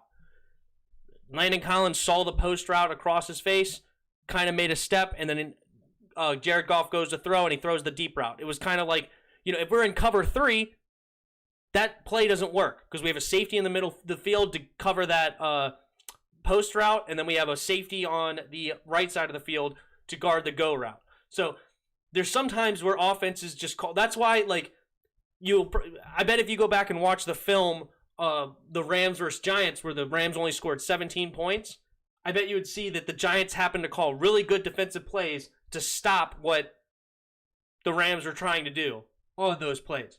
Now, granted, I agree, our defense did not play good, but also in those first 3 drives, they called a fantastic offense that happened. It's a chess game or whatever, and they made the right plays at the right time against our wrong defense for that particular play, and it wasn't necessarily a bad call on defense. It just happened to be the wrong call on that particular play. Yeah, and I get what you're saying. I'm not arguing with it, but also I think that if you're going to rush, say, 6 or 7 guys, basically a zero blitz or an all-out blitz, whatever you want to call it, that the offense has got, if you got 6 guys rushing, the offense has got 7 guys in the box or on their side protecting you. You got your 5 offensive linemen. Chances are you have a running back and you have the quarterback. So if you're rushing 6 guys, you got 7 guys in the offensive backfield that have to protect against that rush. And you're outnumbering the receivers and the tight ends or whatever, you got at least as many as them. And those guys need to stay on those guys for 3 seconds, 4 seconds tops, and not play 10 yards back. And not, of course, then you have to think, well, maybe they're not good enough and they're going to get burned deep. But if you're going to go in a blitz, your secondary has to cover for like 3 seconds, 3 to 4 seconds. That's what Carolina did. That's why Josh Norman looks so good. They were like, he's a shutdown corner. No, he's not a shutdown corner. He's got a defense that gets to the quarterback in 3 seconds, and all you have to do is cover your guy for 3 seconds and make sure that you don't leave him in a position where the quarterback thinks he's open. And I don't know that we have a secondary to do that yet. That if you try to do a serious blitz and you go one-on-one, the guys you got are going to get burned, and the quarterback's going to know you can't cover that guy. So as soon as I see you're going to blitz, I'm sending him deep, and he's going to outrun you, and I'm just going to throw it over your head. There's nothing you can do about it except hope that the safety plays the right side. Yep. But you know what I'm saying? So I don't know if that's Del Rio's hesitancy is because he knows that a secondary can't give him that 3 or 4 seconds, because they haven't, except for maybe again against Philadelphia, which we realize isn't very good. So we exploited that, but that our defense hasn't been able to give the rush those 3 or 4 seconds. Here's another play design that just happened. Like, we were playing man defense, and I don't know if they knew that or not, but this is the play they called. They had stacked receivers on the one side. Kendall Fuller was guarding Cooper Kupp, who was off the line, and I think it was number 11, their other receiver, who was being guarded by the other corner. Well, Cooper Kupp was on the outside leverage, but he was off the line, and then you had I think his name's Reynolds, number 11, on the inside, but on the line. Reynolds basically ran straight up the field, and then Cooper ran inside leverage on the defense, basically, right? So he ran to the inside. Well, Kendall Fuller runs underneath the Reynolds, who's basically setting a pick on him. And because then he got behind him, then Cooper Kupp runs a quick out, and Kendall Fuller was out of position because they happen to be running man-to-man, and it's a perfect crisscross design to beat man-to-man, where Kendall Fuller basically has to play through a receiver, and Cooper Kupp's too good if you have a pick. Like, he's going to beat you on the quick game like that all the time. And that was just another example of a great play call against man-to-man. If we're playing zone, that call doesn't work, because Kendall Fuller is just going to guard the outside, and whoever was the other corner on that particular play, I don't remember, is going to guard the inside. If the receiver goes inside, the inside guy's got him. If the other receiver goes outside, Kendall Fuller's got him. Well, we happen to be playing man-to-man. They do a crisscross thing, kind of set a pick. Easy completion for Cooper Kupp. There's a ton of examples in those first 3 drives. Those are the ones I really analyzed before the show, that it's just perfect play calls against perfect defenses a lot of the time, or not so perfect defenses, I guess. Like the perfect defense that they wanted. There was a lot of times where that happened, and it sucks. And I also think that, the Redskins have had to go through something that other teams didn't, which is to be down by more than 1 score. And other than Philadelphia, there's nobody I think we were up 20-17 against the Browns, but there was no other team that was down and had any pressure on them whatsoever. You know what I'm saying? It's easy, if you manage to get a score first, and then maybe get a stop and get another score, and now that team's down by 2 scores. Now everything gets a little tighter. Now it's not like, we're just pitching and catching out here. We have to actually... It's not good strategy to be down by 2 scores. 100% agree. if you can avoid being down 2 scores, that helps. Well, I know, but you were talking about play calling. And I'm just saying that play calling and executing plays are much easier when you're ahead than when, because it's like, hey, if we have to punt, no big deal. Our defense is going to hold you anyway, so I'm not pressed. But as I said, if we're running cover 3 against that deep touchdown pass, that probably doesn't go through. He's definitely not that wide open if we're playing cover 3. Instead, we're playing cover 2, and you have that perfect route against cover 2. If we're not playing cover 4 on that quick out that I talked about, and we're playing cover 3 where that corner is going to stay in the flat to cover that area, that's a much better defense on that particular play. Instead, I'd like Darby to run straight back. I mean, it's there's times where the offense just calls the perfect play against the type of defense that you're running that makes it really I was tough. going to say it's fun. It was fun to watch Bill Belichick against Andy Reid in that game where they were talking about different things that they were thinking, and Bill Belichick was thinking Tyreek Hill, and Andy Reid knew that he was thinking Tyreek Hill. So Bill Belichick called a certain defense to key on Tyreek Hill because that's what Andy Reid would have normally done. And Andy knew that he was thinking, I'm going to be throwing it to Tyreek Hill. So he called a completely different play.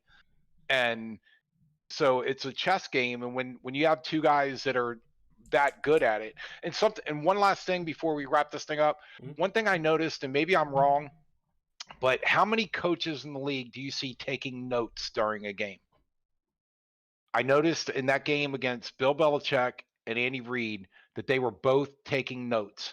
Think about the last head coach that you've watched during a game stopping and taking notes. Bill Belichick is writing constantly because he's remembering things, and I did this, they did that. Andy Reid's doing the same thing. I don't recall a lot of other coaches in the league taking notes during a game. So watch that going into this week and see if you notice anybody. You see Bill Belichick do it every game. I don't know. He's got a pencil. He's writing constantly. Andy Reid, I noticed, was doing the same thing. I don't know. Maybe that's the reason why they're such good coaches, is because they pay attention to that detail. Don't know, but watch it this week. I'm going to watch it and see if I'm right, that I don't see, Ron Rivera, never seen him take notes. Tomlinson or Tomlinson for Tomlin. Mike Thank Tomlin. you. Yeah. But watch how many other coaches. I didn't see Grubel. I will. I'll pay attention to that the next game. Yeah. Thursday game. Who's playing Thursday night tomorrow? The chat will tell me eventually, but that's fine. But yeah, whoever plays tomorrow, I'll look to see if either one of those coaches are taking notes. But if you want to get off here, I can stick around and I'll hang out with the chat and read. We have a few more chats coming in, so I can read those. And if you want to, I'm going to bail out.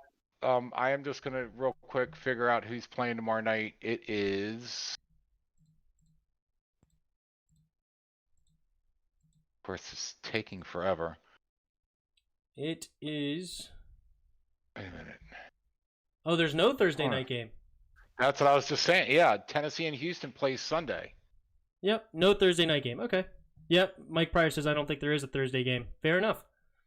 Okay, well then I won't look for it Thursday, so we'll look for it another time. All right, hey, listen, I'm out. Everybody, thanks for hanging out with us. Yep. Appreciate it. I'll see you next week. All right, bye, Dad. Love you. All right, love you too. See you. All right, guys, it's just me and you now. Let us go into some comments. Here we go.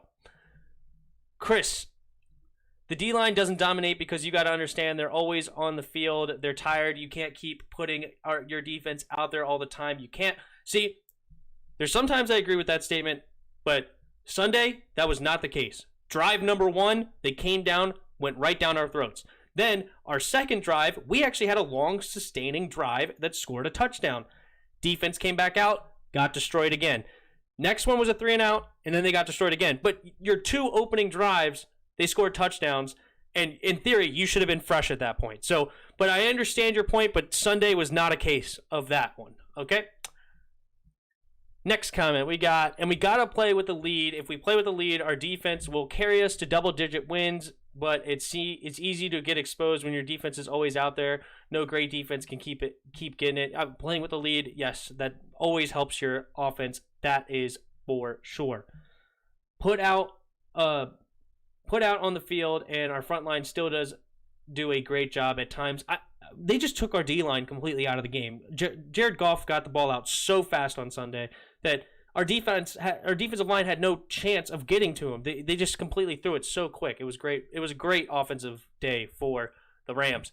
we have the secondary. Cameron Curl needs to start. Fabian Moreau, Landon needs to go to the linebacker, and DeShazer Everett needs to be in as well. I like the passion and aggression. One play on Cameron Curl. Cameron Curl got completely destroyed on a play action. Okay, Everett, on another Everett play, he came in and dodged Everett on a play action. Everett just runs on a out route completely wide open, and it turns into a 40-yard play. It looked like Cameron Curl was the man that was supposed to be guarding Everett, and he got completely fooled. That was one play in particular I remember on Cameron Curl. And I went back and watched the first 3 drives.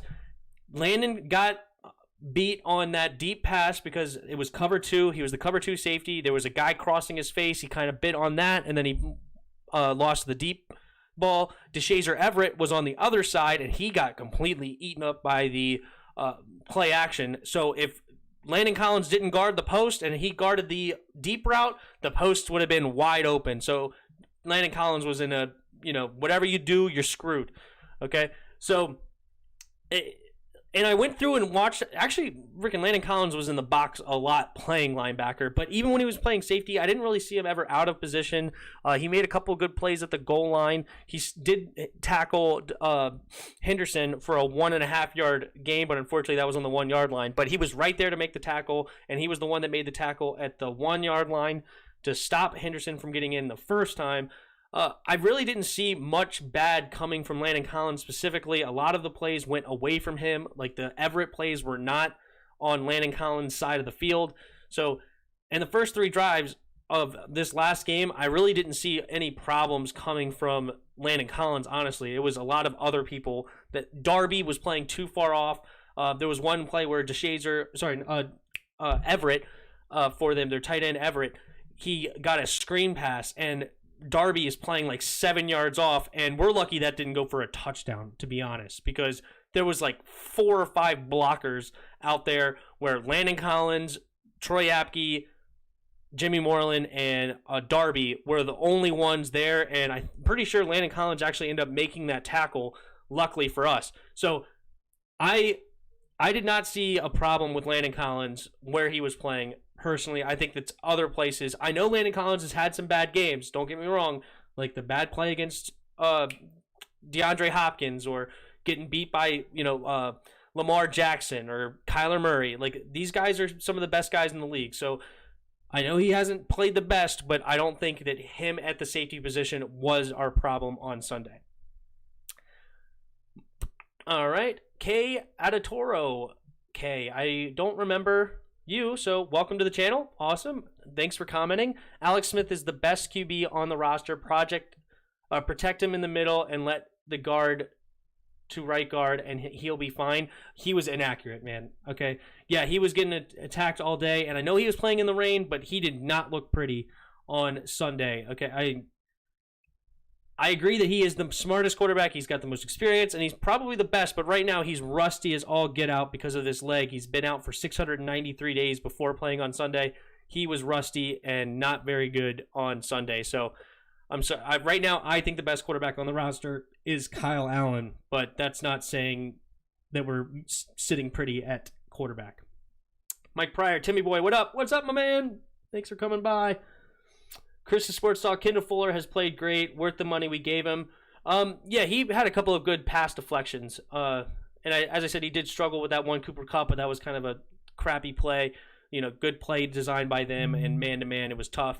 But no, I was not disappointed with Kendall Fuller's play on those first 3 drives. I don't think he really did anything to mess us up. On that deep pass, it was cover 2. He was supposed to cover the flat, so he wasn't, it looked like maybe he got beat, but that's zone coverage, so it wasn't his fault either.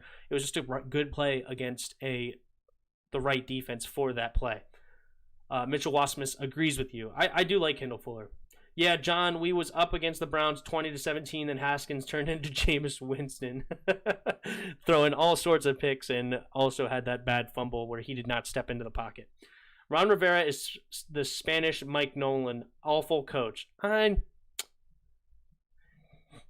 It's too early to tell. He has had a 15-1 record, took a team to a Super Bowl. I mean, he's he won some games even with the backup quarterback last year, and they played a heck of a schedule that made him lose a lot of the games. Yes, he did lose to us, which was a bad loss, but the rest of that schedule that he lost to with Kyle Allen was brutal. I think Ron Rivera is a pretty good coach. It's jury's out if he's a great coach, but I don't think he's an awful coach. Rivera is a great coach. Trust the process. Mitchell Wasmus agrees with me. Well, he takes it a little bit farther because I said I don't know if he's a great coach yet, but he is a good coach. I believe we should be 2-2. Well, right now it's week 5, so do you mean 3-2 or 2-3? But I could definitely see us being 2-2. I think we could have beat the Browns, and if it wasn't for poor quarterback play by Haskins that day, I think we could have won that game. He just needs his guy and his system. It's not a 1-year thing. Yeah, we'll see what happens when he gets another quarterback. I watched an interesting video of not a Redskins fan. It was more of just a general football guy, Strong Opinion Sports. I kind of like what he does. And he was talking about basically quarterback math. And different coaches have different quarterback math that leads you to different things. And he compared it to like relationships, right? So when you look for a spouse or a significant other, you have a math equation that you put things in that you want in a certain type of person. And then your output or your whatever it equals to when you put all the equations is different from person to person. So I would have a different looking for a spouse than any of you guys. And then, so he compared that to quarterback math. So there's people like Sean McVay, who is an offensive-minded coach, and he basically can look at any quarterback and believe that he can make that quarterback good. Right? Jared Goff wasn't very good until Sean McVay got there. Now Jared Goff is pretty darn good, okay, because he's in a great offensive system, and Sean McVay is built with that mind, an offensive mind. He's an offensive genius, right? Ron Rivera is a defensive coach.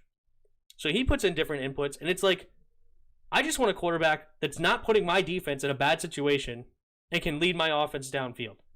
I don't want a project. I'm not an offensive coach.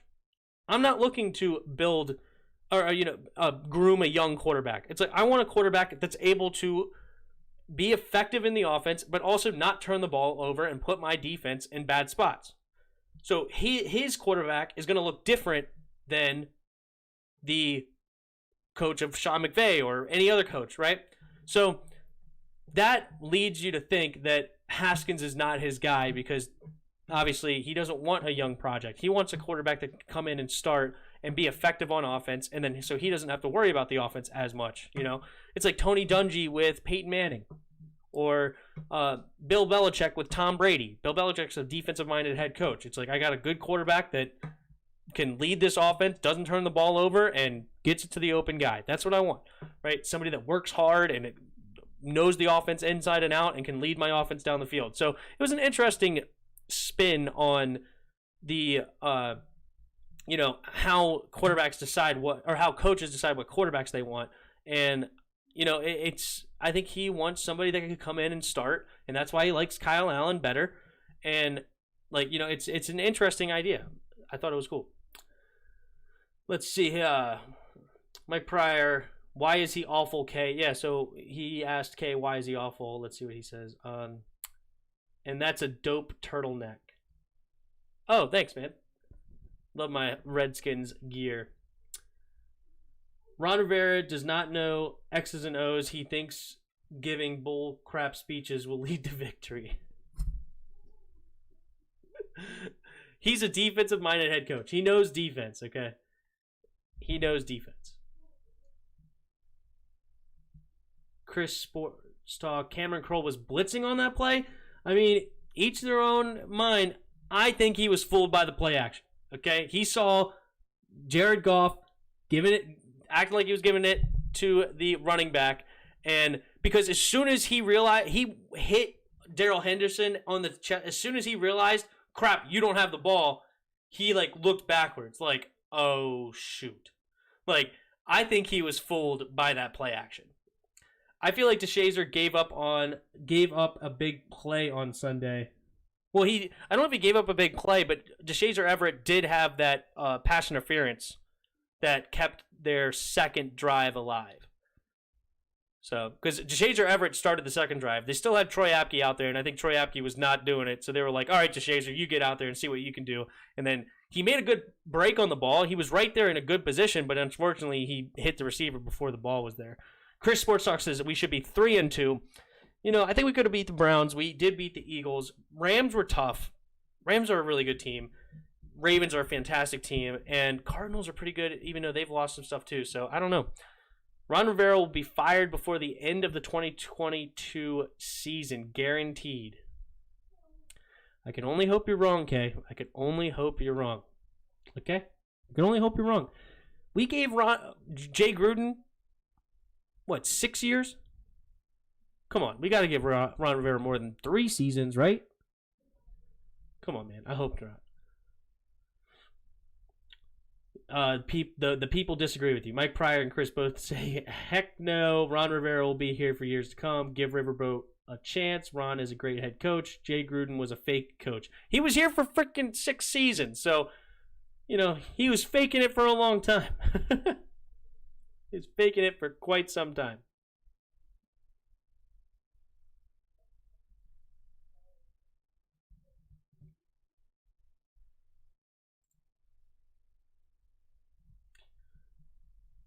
All right, guys, give me some. What are some things you think we need to do to beat the Giants? All right, give me some things, chat. What do you think we need to do to beat the New York Giants on Sunday? I gave you mine. I'll give it to you again. Bracket Ingram. Do not let him have one-on-one coverage. Run the ball. Okay, we need to help Allen. Give him some play action. Don't let Jones get out of the pocket. He can beat you outside the pocket.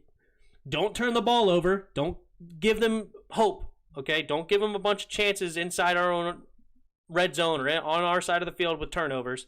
Keep the ball protected. And my dad's input on number 5 was O-line needs to play better. Because 8 sacks last week ain't going to cut it. All right, here we go. What do we got? I think we need to develop a good running game for once. Completely agree. Our run game has not been existent, whether we're not actually running the ball or we're just not doing it effectively. So it's been bad. Sack them, get to the QB. We did it 8 times last year against the Giants. Is that a fact? I don't remember the Giants game off the top of my head now.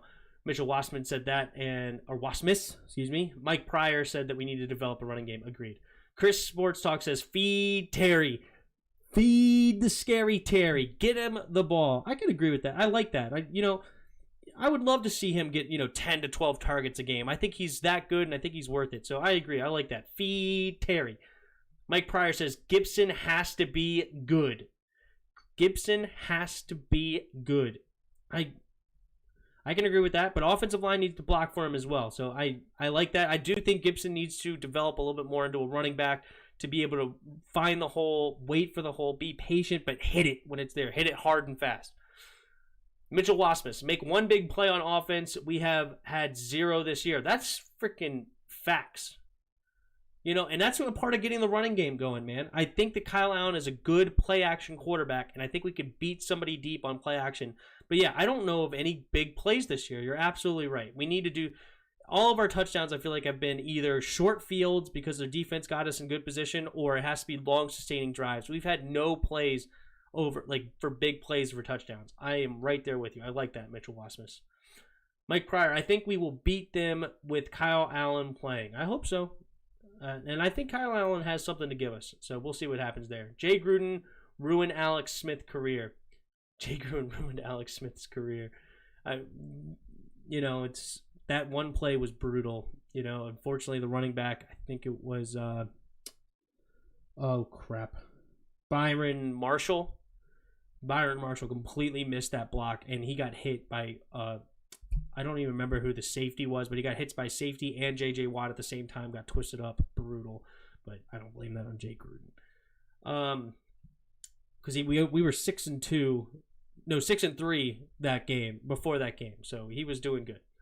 Let Antonio Gibson run wild, catches and runs, get Gandy Golden the ball, and see what they have in him. I think he's a dog. We got to get him the ball. I think he may have some problems separating. He's not super fast. He's not a quick twitch guy. He's a bigger dude, 6'4". He runs like a 4.6 40. He's not blazing fast. There's something too where we need to be able to design for him.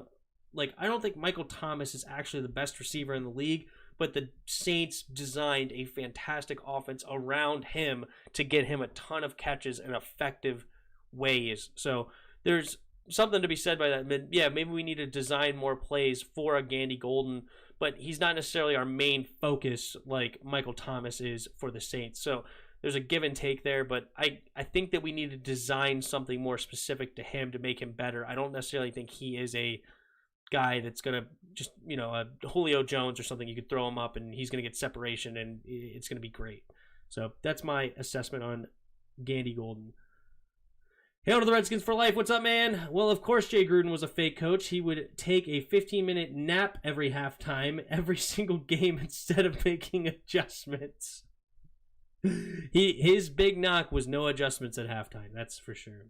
That's funny, taking a 15-minute nap. Maybe we should waive Sims. You're talking about Steve Sims? I don't think so. Or Cam Sims. I don't think so. Don't give up good field position. We have had the ball on the 50 this year multiple times and had 3 and outs. Yeah, so you're saying when we do get good field position, make it effective. But we haven't had a lot of turnovers in the last few games. We had 2 interceptions against the Ravens, but I don't think we had nothing against Browns.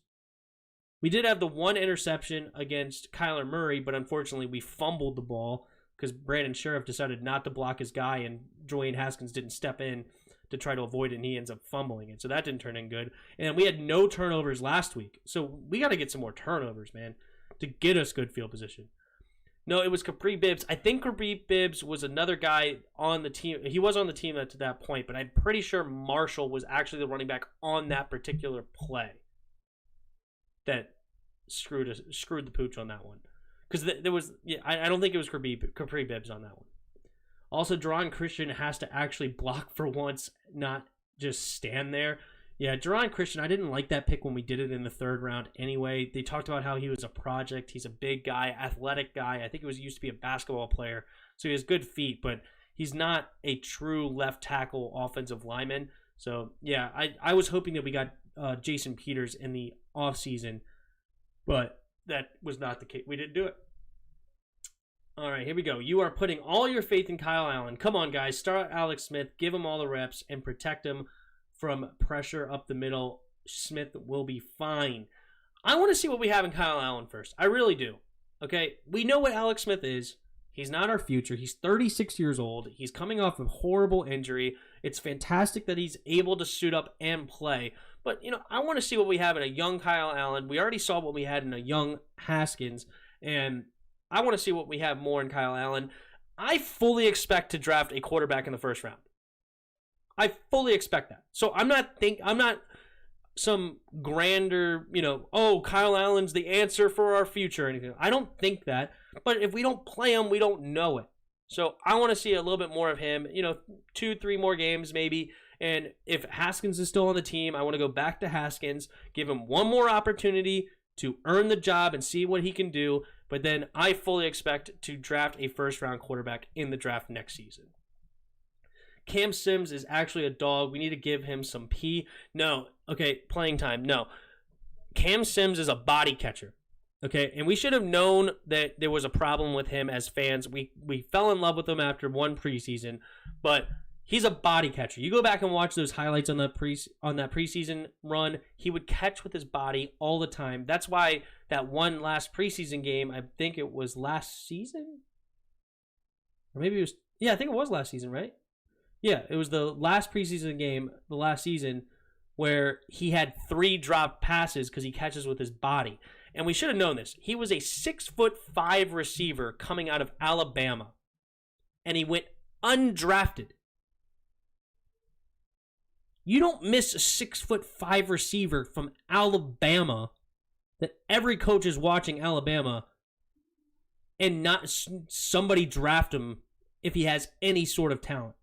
Okay? I think that he's not that good, unfortunately. He's a huge body, but I don't think he's all that great. All right, let's see. Kyle Allen looked great Sunday. He was playing like Mahomes. You're funny. That's not true whatsoever. Not at all. I don't know if you heard. I know you came late, Mike Pryor. Just to give you a little assessment of what I thought of Kyle Allen and his plays, I think he has a lot to improve on. When he gets moving in the pocket, he quits looking downfield. He missed some guys open downfield. Like on that one play he got hurt, he had Jeremy Sprinkle open 10 yards downfield on 3rd and 1. He didn't keep his eyes downfield. And also, hot routes were a problem. There was no hot route in our offense, I guess, or something, but he needs to know that you see a guy, because he looked right at a guy. It was on that 3rd and 7 where J.D. McKissick got us to the 4th and 1. He looked over at the linebacker or the safety, and he was like making a move to like he was going to blitz. He calls hike. Sure enough, that guy blitzes. It's like that ball needs to be out right now, hitting McKissick in stride, and that's a 15-yard gain. Instead, he got the ball out late. He did the same thing to Logan Thomas on another play where he got the ball out late and it turned into nothing. And he did another time to Terry McLaurin where McLaurin was open basically immediately, and he took 2.5 seconds to get on the ball instead of getting it there right after he got the ball because he was open right away. So he was late on some throws.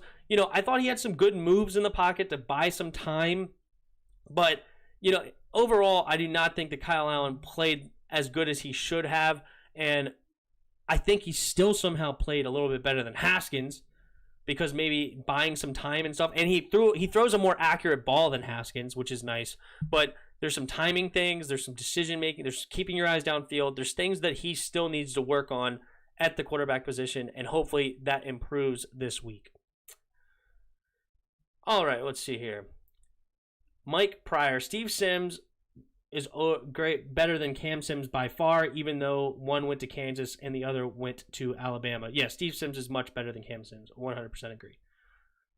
Kyle Allen can run. I'm happy about that. Yeah, he does. He bought some time in the pocket quite a bit. I just hope that this time he keeps his eyes downfield as he moves down, as he makes the moves. Because that play he got hurt, he made a beautiful play.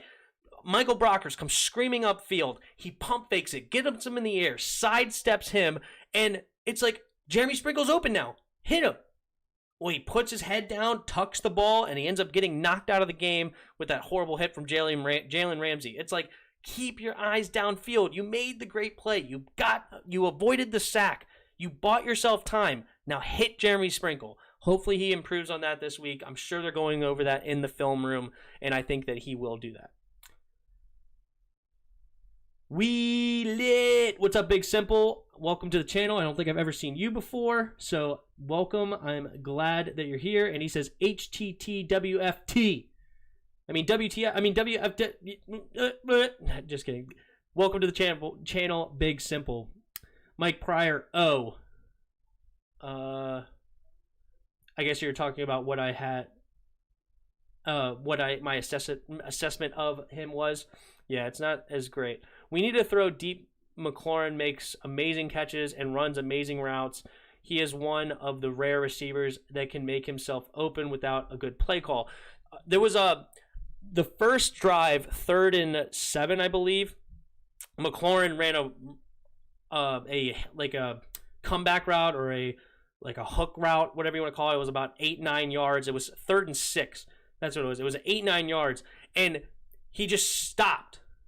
And Kyle Allen threw him the ball, but McLaurin didn't come back to get it, and then he allowed the defender to get it. I agree. I love Terry. I think he's a fantastic receiver, but I don't necessarily think that he had his best game either to get open for our new quarterbacks.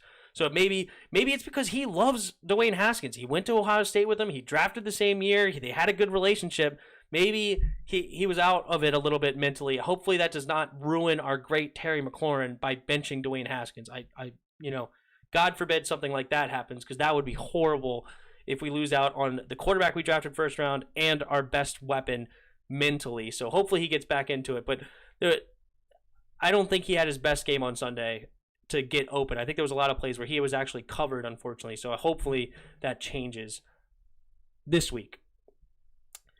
But, I mean, at least he's mobile. Yeah, he is more mobile than Haskins. That's a fact. Yeah, we need to take more shots downfield, especially when going against crappy secondary like James Bradbury. James Bradbury is the second highest PFF-rated corner in the league right now.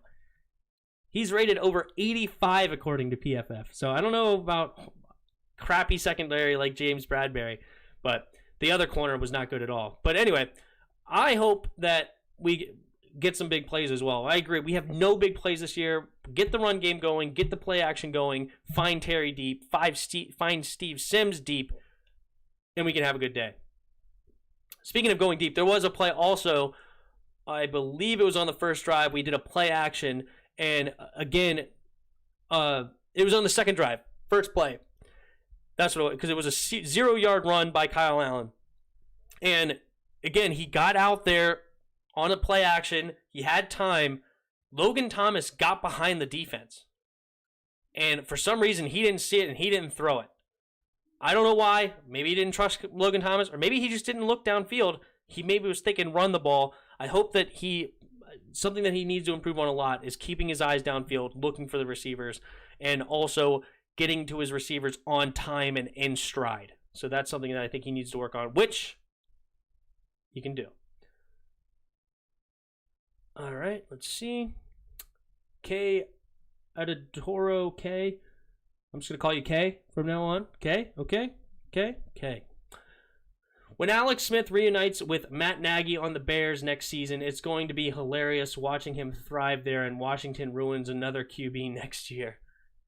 You know, good for Alex Smith, dude. We're trying to let's get a young quarterback in here that can actually play. You know, Alex Smith is 36. You know, he's had that horrific injury.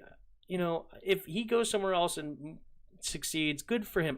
I'm happy for him. I love Alex Smith. I think he's a great dude, great leader, great teammate, and a decent freaking quarterback. He's not bad. He's not great. But, you know, if he goes out and succeeds, I can live with that. You know, I want to go get Trey Lance in the draft first round, you know, and I hope that turns into something. All right. That's how I feel. Big Simple. I share it out, brother. Thanks, man. Share with your friends. I hope more people watch. This is my first NFL season. We started in the spring, and since the season started, we've nearly doubled in subscribers. So hopefully we earned a subscriber from you. And if you can bring anybody else that likes and enjoy it as well, awesome, man. We do it. We go live after every primetime game. So Thursday night, we won't go live tomorrow night because there's no game. But Sunday night, Monday night, and I go live after the Redskins games on Sunday. So join us, man. Mike Pryor, huh? And Kendall Fuller will easily pick off Daniel Jones. He's been killing it with the interceptions. I hope you're right. I think Kendall Fuller had a pretty decent game on Sunday. Alex is great. He has had a lot to do with the Chiefs' Super Bowl win. They gave him a ring. Did they really? I didn't know they gave him a ring. That's awesome. That's really cool. I'm glad they did. That's classy. I like it. I like that. Because Pat Mahomes is a really good dude, too. And I think they had a great relationship. He really did help Pat Mahomes, and Andy Reid's a great dude. So that's a great aura around all of them. Chris and Mitchell Wassmus both say Trey Lance, but Mitchell Wassmus says Trey Lancey. Yeah, I hope we get him. I think he's Russell Wilson 2.0. The guy had 28 touchdowns last year for North Dakota State, 0 interceptions, and I think over 1,000 yards rushing and like another 10 or 12 touchdowns on the ground. He runs a 4.6 40. Russell Wilson ran a 4.57. Like, who knows what he'll run actually at the combine by the time he's ready to come to the NFL. Maybe he could even get a little bit quicker. And I think this dude can be the real deal. 0 interceptions tells me that that's a smart quarterback. That's getting the ball where it needs to go and not putting it in dangerous situations a lot of times. I like it. And I think they were undefeated as a team, so he's not super conservative where they're, sucking it up. Mike Pryor, all I want this season is to beat the Cowboys in Jerry World on Thanksgiving. That'd be nice. That will be nice. I probably won't go live on Thanksgiving because I usually go to my aunt's house, and my dad's one of 10, John. He's one of 10 kids, so we have big get-togethers on Thanksgiving. It's like a 3-4 day event, so probably won't go live after that game because I can't do mobile live until I get 1,000 subscribers. So let's get 1,000 subscribers so I can do mobile live, and I will go live after the game even if I'm not at my desk. So right now I got to be at my desk if I'm going to go live. How would Alex even get to Chicago?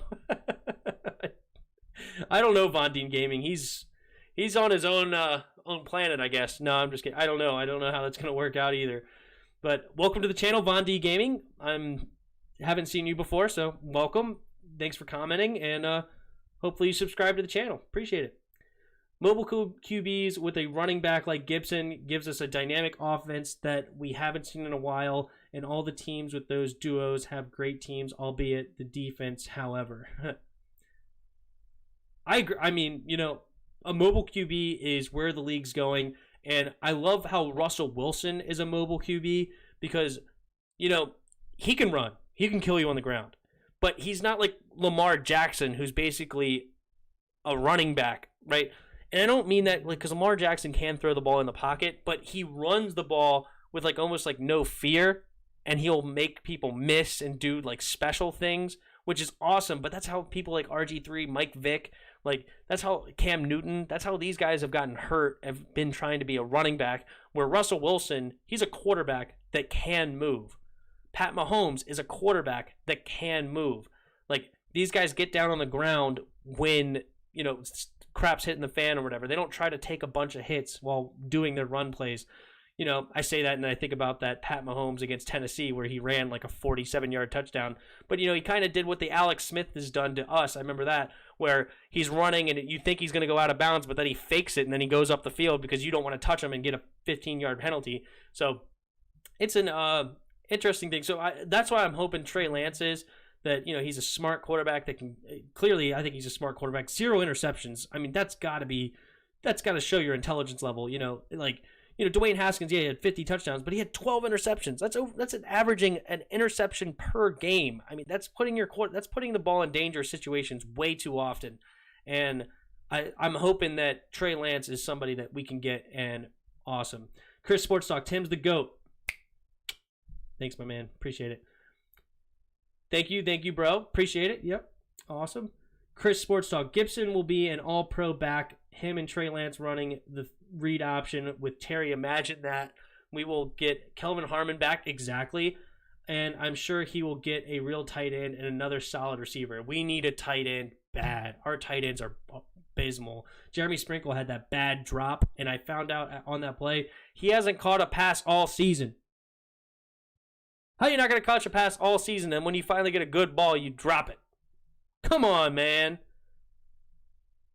Mike Pryor, yeah, Haskins was abysmal in college. He only looked good because they had Paris Campbell, Terry McLaurin, who burned mediocre Big Ten secondaries. Yeah, I just think back to that Michigan game, the University of Michigan, where they beat University of Michigan on a final drive of 96 yards. I mean, that's awesome. The quarterback led you down on a 96-yard drive in the last minute to beat to the other team. But then you go back and watch what actually happened. He threw 3 screen passes. 3 screen passes that turned into 96-yard touchdown. I mean, you throw 3 screen passes. I mean, come on. I can throw 3 screen passes. It wasn't as impressive as it made it seem on the stat sheet, But I didn't like Haskins because when I went and watched Haskins, his highlights are always throwing to receivers that were open by 10 yards. Just wide open people running free. It's yeah, you have a big arm, but you're throwing it to people that are open by 10 yards, 5 yards. I mean, I don't know. I just wasn't a big Haskins fan, and another reason is that Chris Cooley did the film breakdown, and when Chris Cooley talks, I listen. That's what I feel like. Big, simple, right. Thanks. All right.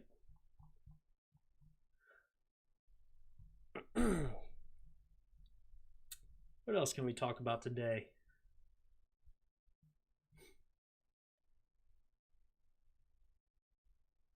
Oh, yeah. Hey, Chris, you're the one who talks about Landon Collins being at linebacker. I watched the first 3 drives, and I wrote down he lines up at linebacker quite a bit already in this defense. Hold on, where is it? Here it is. Let's try 3. Wait, where is it? Yeah. First play of the game, we run a 4-4 where he's in the box. Play number 4, he's at linebacker. I guess I quit writing it down. Eventually, I started to actually write like about the plays. But there was multiple other plays where I saw him actually inside the box. So I told you that's where he should be in most. He's more effective there. I mean, he was sold as a box safety, but I didn't really see many problems other than that one big play that I already talked about ad nauseum that he got beat on with the, he was kind of screwed in the position. But besides that, I think he played fine even when he was out there at the safety spot. We should sign Brian Lewerke and waive Alex Smith, also trade Haskins for draft picks. Is Brian Lewerke a quarterback? I would rather see what the Steven Montez does rather than sign somebody if we go with a 4th quarterback. I would like to see what this guy can do. He's a big boy, big arm, interesting guy. So I don't know who this Brian Lewerke is at all. I'm going to look him up right now. Brian Lewerke. He's currently a free agent. He's 23, 6'3", 216 pounds. Went to Michigan State.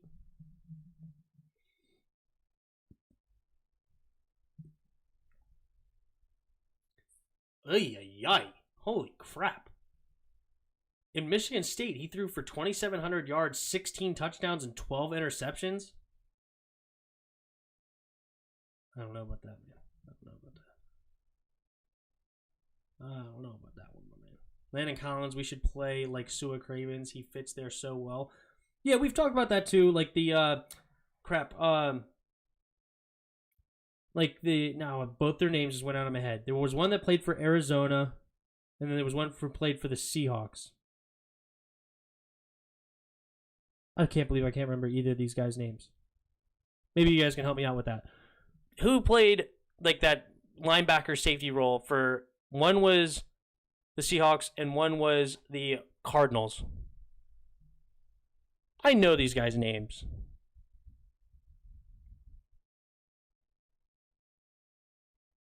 I'm going to have to look this up. I can see their names. I know these guys. Oh my god. No, not Shaquille. No, they're with Legion of Boom.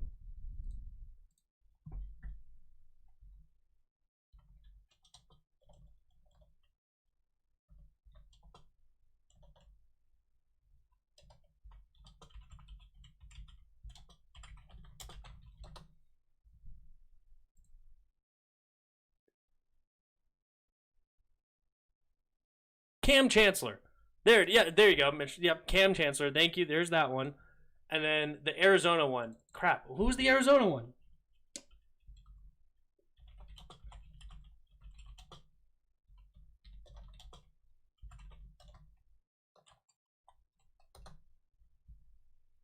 No, not Peterson.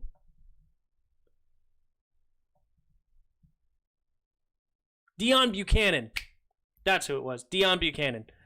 Both of them played that linebacker safety style role that, I would agree that Landon Collins would be good at that as well.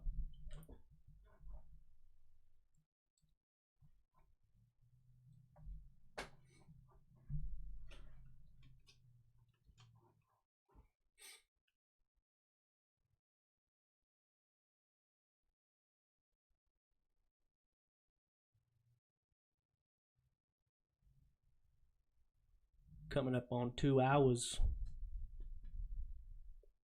You guys have any other questions or anything? Or any other comments before we get out of here? Call it a night.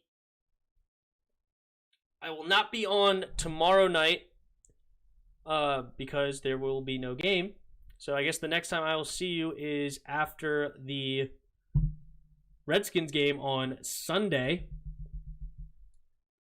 Yep, so yeah, the next stream will be after the Redskins game on Sunday. And then I will also go live Sunday night after the Sunday night game. Let's check out who that is on Sunday night. And then also the Monday night game.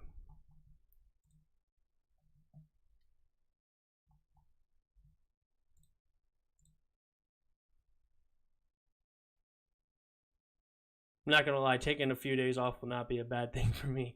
Working full time and getting ready for these streams is a lot, but I'm happy to do it. It's fun. It's a lot of fun, but just finding time to sleep, especially after these games on Sunday night, Monday night, now Tuesday night, I'm up till midnight, 1 a.m. and I have to be up at 4 a.m. for work. I'm not complaining. I'm just saying it's fun. And because I do enjoy it. I hope one day, this is what I can do, You guys are the start. Thank you, Chris. We love you, Tim. I love you too, Chris. You one of the OGs. If we turn into something, 4 or 5 years from now, I'll always remember Chris Sports Talk. And also, hail to the Redskins for life. Sports talk all day, or sports fan all day, what you used to be called. You were one of the very, very first. I appreciate it. Mike Pryor, Mitchell Wassman. I said Wassman when I first met you. And then Spoiled 8-Fib Gaming. He was one of the first streams, early streams. So, it's cool. Won't forget, man. Won't forget, for sure. So, but all right, guys. It will be Rams 49ers. That should be an interesting game. And then we have 2 Monday night games. We'll figure out what I'm going to do on Monday night. One's at 5 and one's at 8:15. Maybe I'll go live twice. Who knows? Maybe I'll do something crazy like that. We got the Chiefs-Bills at 5 and Cardinals-Cowboys at 8:15. So that could be fun. Oh, what's up, AFib Gaming? You're back. Was watching a barbecue cookout. Why were you watching a barbecue cookout? Hey, wait, is that a movie? Or a show? Now you got me curious. I don't watch these things.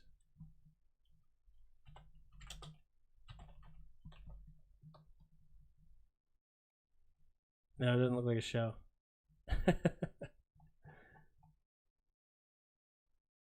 YouTube is your TV. Yep, I use YouTube TV. That's how I watch the games. I like it. Pause and stuff like that. Easy to use. All right, guys. I think I'm going to call it a night. Thank you guys for hanging out. Appreciate all the comments. It's always fun. Thank you, guys. And I will be on Sunday the next time I'll see you guys. Unfortunately, there's no Thursday night game. I don't know why that was the case. Maybe somebody was supposed to play Thursday that was in the COVID game. I don't know. Who knows? The NFL app allows you to watch for free any prime time, by the way.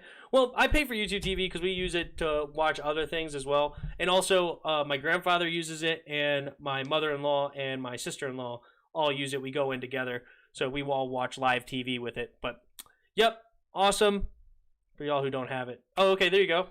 Yeah, that's a good point. For all of you that are there, apparently the NFL app allows you to watch free primetime, by the way. So, good to know.